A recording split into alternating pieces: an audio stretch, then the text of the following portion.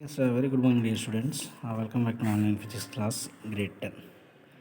So, we are going to discuss the chapter is electricity, right? The chapter name is electricity. What is the chapter? Electricity. And already we started this electricity chapter, and already we discussed some of the concepts from this electricity chapter. So, today I am going to discuss about with you law of conservation of charge. Law of conservation of charge. Law of conservation of charge. So already I told the total law of conservation of charge means it is indirectly it is equal to it is indirectly it is also compared to law of conservation of energy, right? Energy is neither be created nor be destroyed, but it can be transformed from one form to another form. So here also the conservation of energy charge is remains constant from any isolated system, right?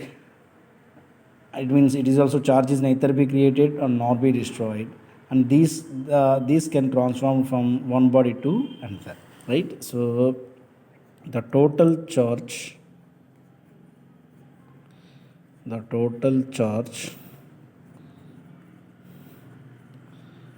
of an isolated physical system of an isolated physical system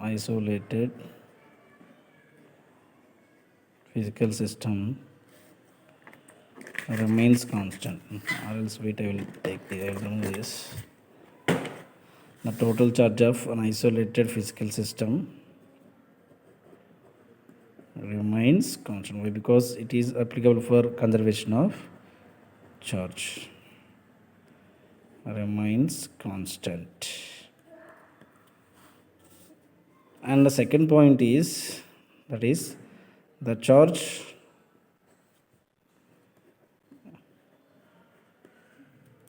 neither be created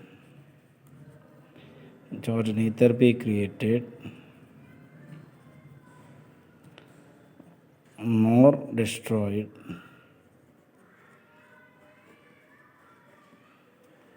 but it can change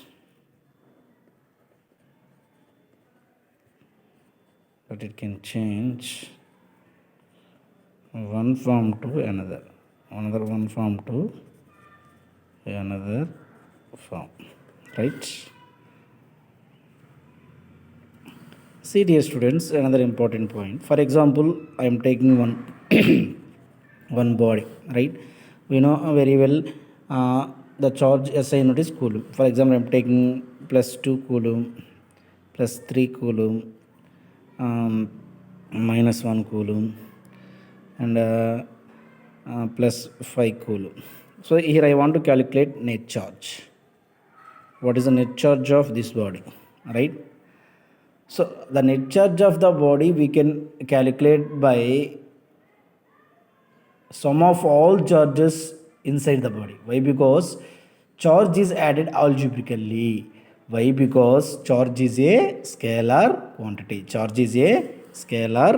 So due to charge is scalar quantity, so we can add all the charges inside the body. So then here net charge is how much? Q net equal to plus 5 coulomb plus 2 coulomb plus 3 coulomb minus 1 coulomb.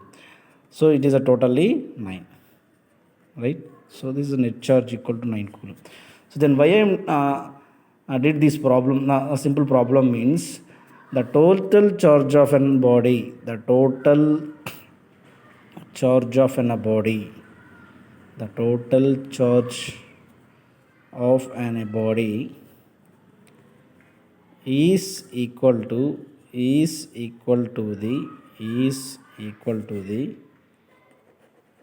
algebraic sum of all charges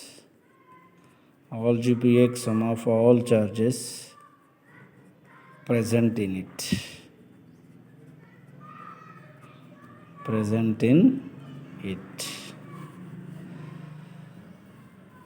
And this law is also applicable for this law is applicable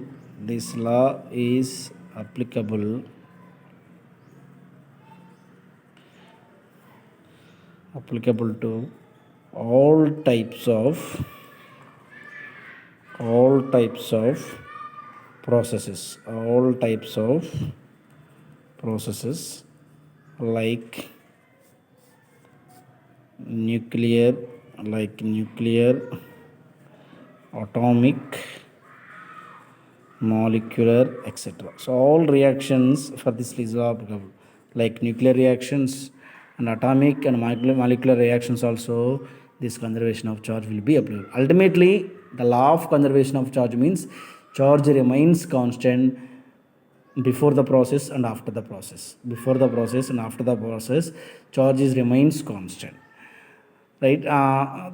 Main point is the total charge of isolated system is remains constant. Unlike that, charge neither be created nor be destroyed, neither be created or nor be destroyed, but it can change one form to another. So this is about the law of conservation of charge.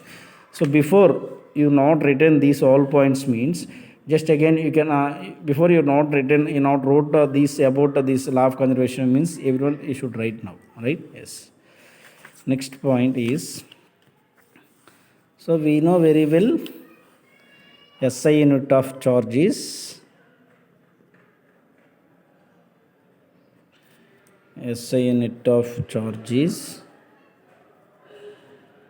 Coulomb, right? Now you can define 1 Coulomb.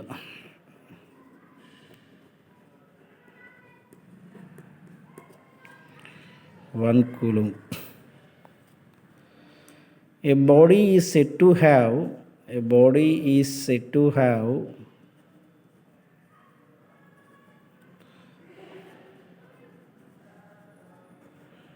1 Coulomb of charge. A body is said to have 1 Coulomb of charge.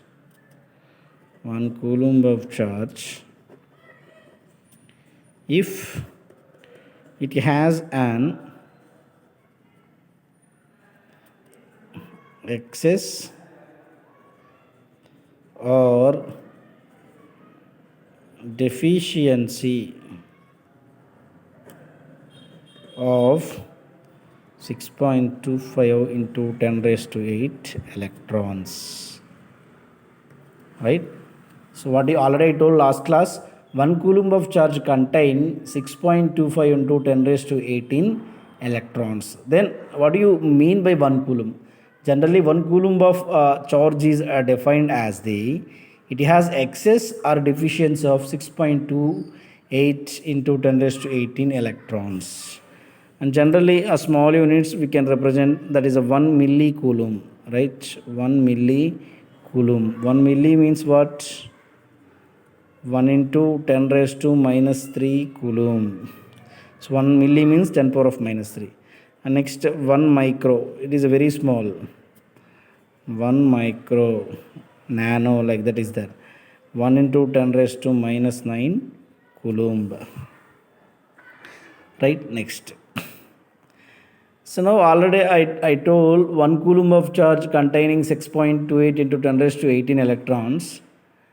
Then 6.28 into 10 raised to electrons have how much charge will be there? 1 Coulomb of how much charge of electron is there? 1.6 into 10 raised to minus 18 electrons. See, first I want to discuss with you 1 Coulomb of charge. Again I will repeat, last class I discussed this. 1 Coulomb of charge contain 6.28 into 10 raised to 18 electrons, right? This is from Q equal to Ne, right? Then N equal to Q by E we calculate, because N means number of electrons, Q means 1 Coulomb, by 1.6 into 10 raised to minus 19 Coulomb. Then finally we will get 6.28 by this calculus, 6.28 into 10 raised to 18 electrons, right? But here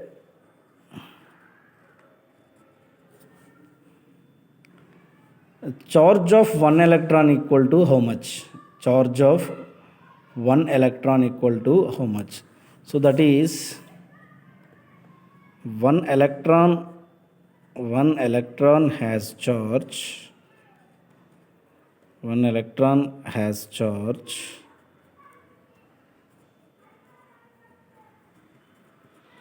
1 coulomb by 6.25 into 10 raised to 18. How it came? We know Q equal to Na, right? So but here we know number of electron means 6.28 into 10 raised to 18. Q means 1 coulomb. So from 1 electron of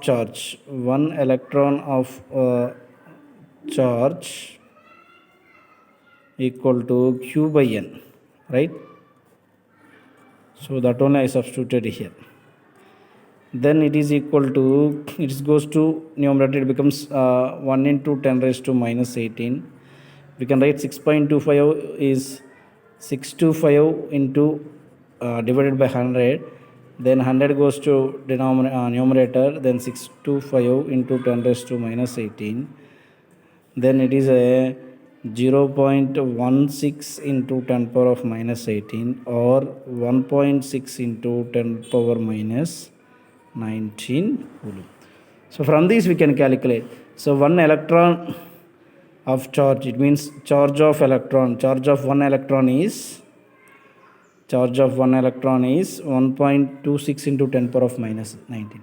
Charge of 2 electron is 2 into 1.6 into 10 power of minus 19 electrons, coulombs. Charge of n electrons is n into 1.6 into 10 power of minus 19 coulomb. This is a process how we can calculate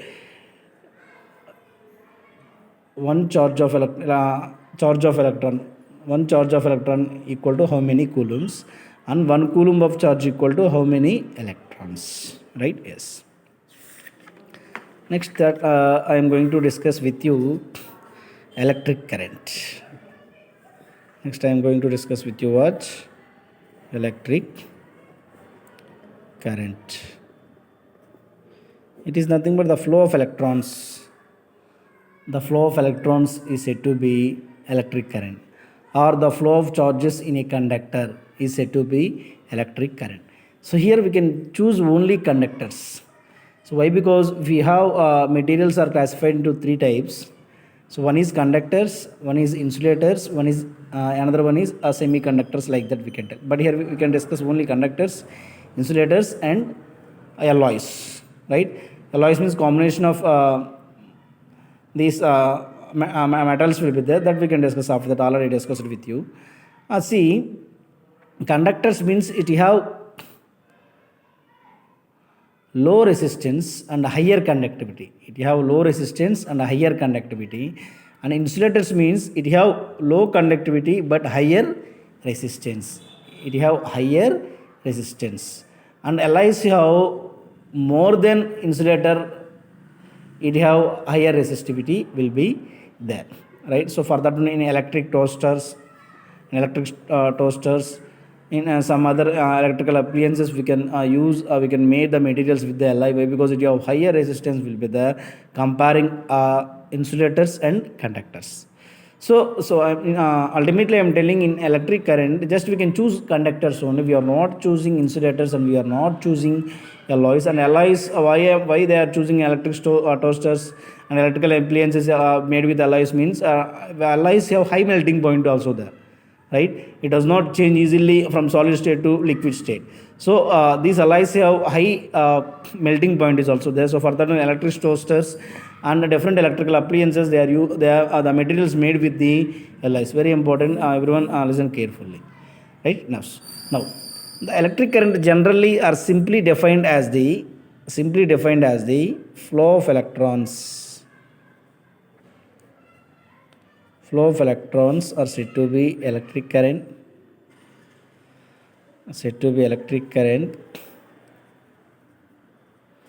Electric current or flow of charges, flow of charges in a conductor. Flow of charges in a conductor is also said to be flow of charges in a conductor is said to be electric current, is said to be electric current, right? And SI unit of electric current is ampere. Electric current is ampere. SI unit of electric current is ampere. And expression of electric current, it means expression of electric current. Expression by definition means the flow of charge. For example, I am taking expression. For example, I am taking one conductor, right? So inside the conductor, electrons will be there and protons also will be there. So it is area of cross section of the conductor. This is area of cross section, and this is also area of cross section, right? So it means protons and electrons ultimately we can take charges are inside the conductor, right? So for example, if you take it is electrons and electrons and electrons, electrons and protons, protons and protons and protons. So what is the direction of electric current, that I will discuss with you, and it is connected to the battery, right? Yes. So but here I am telling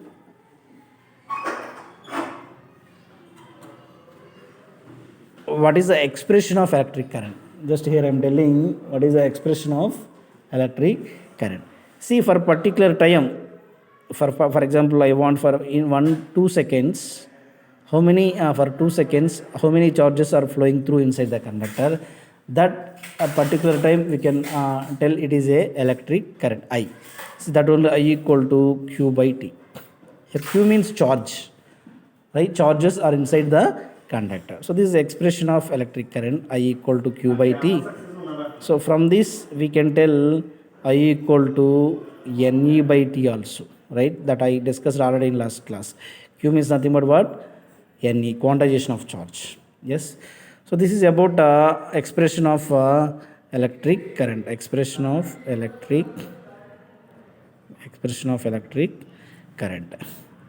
So see next, dear students, electric current is a scalar quantity, dear students. Electric current is a scalar quantity. So here also we are not choosing any direction. Here also we can add it algebraically, because here there is no direction. Electric current is also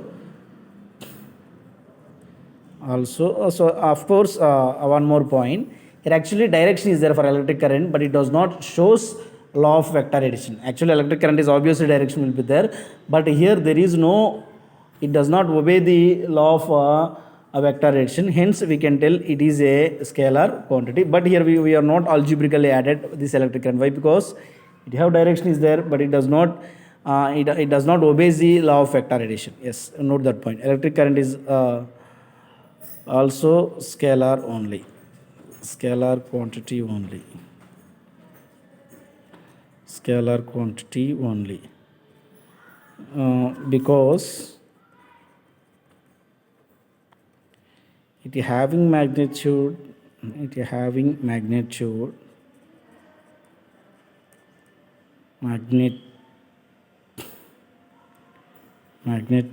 it having magnitude and direction, but it does not obeys the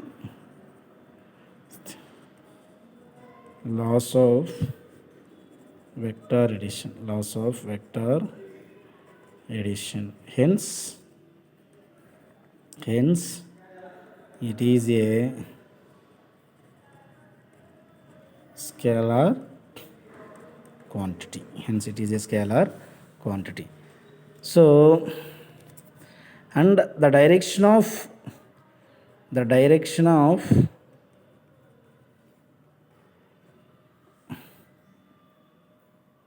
the direction of electric current is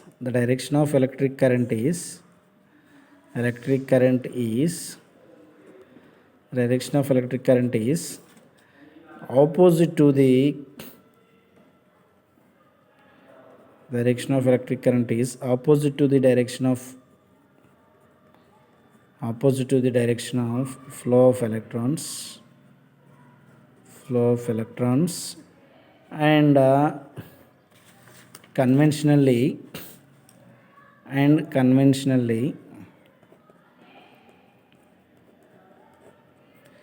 the direction of electric current is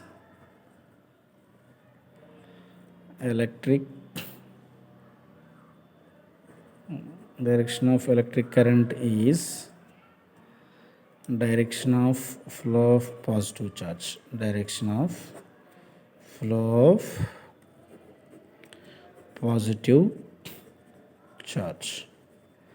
and now one more point. So now just I am discussing with you, so why it does not obeys the law of vector addition electric current, just I will show you, right? See here, it is A1, just assume it is A2 and it is A, right? And it is a 2 ampere, it is a 3 ampere, then it is a 5 ampere. But for example, if you take, it is angle is 60 degrees, angle between A1 and A2 is 60 degrees, and A1 here that I am writing, see here A1 is 2 ampere, then A2 is 3 ampere, but A equal to A1 plus A. So here also we can add it algebraically, right? So here thing is, here also electric current is scalar quantity from this way, because we can add it all electric current quantities here, right? See A equal to A1 plus A2. So because here this electric current does not dependent on angle is actually here 60 degrees is there. So from vector chapter, actually you don't know vector chapter, so just I will remember that. I know actually this vector chapter want to discuss in 8th or 9th class, but you don't have idea. But vector chapter is a very, very important as a physics student, right? Yes.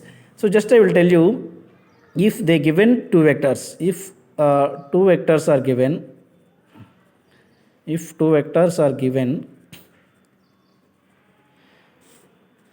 and angle between them is, if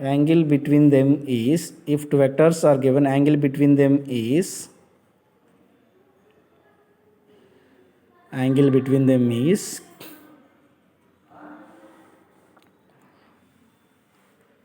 30 degrees. The two vectors are A1 and A2. The two vectors are A1, not A1 bar and A2 bar. Vector means shows the direction. So now calculate the resultant vector. This chapter is there actually in 11th class, same chapter, vector chapter. So actually in 8th class or 7th class itself, you want to know the chapter from foundation. So calculate the resultant vector. See, for example, resultant vector means the formula from vector chapter, magnitude of A bar equal to square root of A1 square plus A2 square plus 2A1 A2 and cos theta, right? Then magnitude of A bar equal to A1 square plus A2 square plus 2A1 A2 cos 30 means 1 by root 2. So if it is a vector, it compulsory it will be depend on theta. Understand? If it is not vector, hence for that only we can add it algebraically. So that only we call electric current is also scalar quantity, because it does not obey the laws of vector addition. So next I am going to discuss with you electrostatic force and Coulomb force. What do you mean by electrostatic force and Coulomb force? Just I will discuss with you. Actually, sorry, papers are over. So there I will discuss with you. See, here itself I discussed with you electrostatic force and Coulomb force. right? Electrostatic force, already I told electrostatics means the charges are at rest. Electrostatic force, if you want means you can note down this point. Electrostatic force, so it is nothing but the force acting between the force acting between two stationary charges. Why? Because electrostatic means the charges are stationary or the charges are at rest. Already I discussed with you. So the force acting between two stationary charges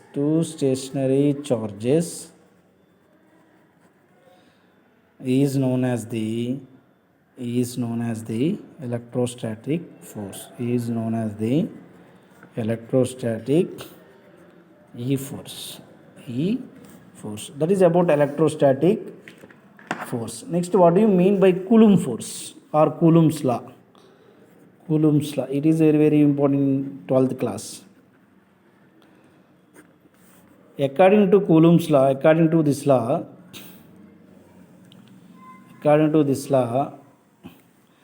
the force of attraction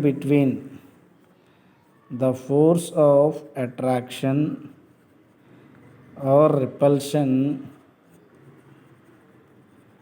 actually it is not there in CBSE, don't worry, just I am discussing with you what do you mean by electrostatic force and Coulomb's law.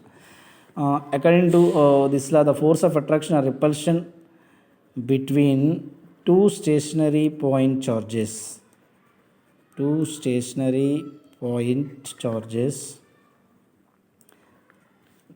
is directly proportional to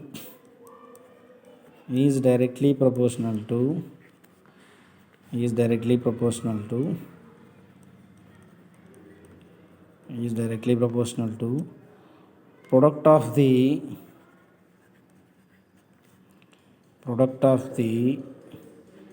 two charges and inversely proportional to, note down this point, it will be helpful in 12th class. Inversely proportional to square of the distance between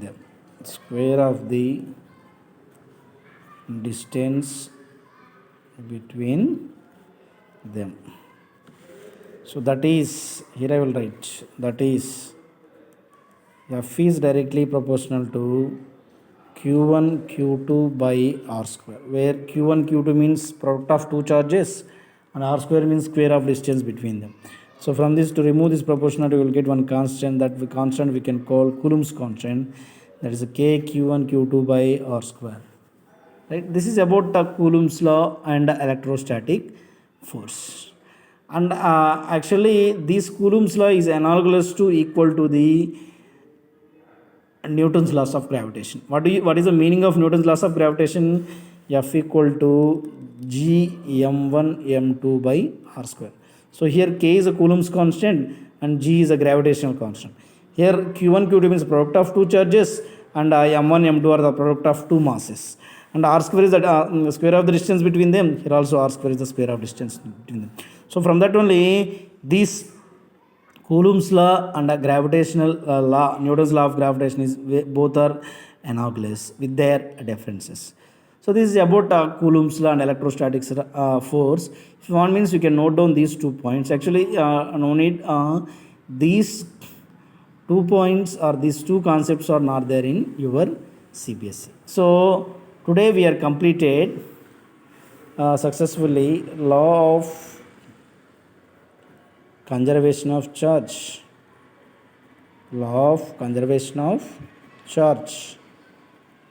And second point is different points related to electric current, different points related to electric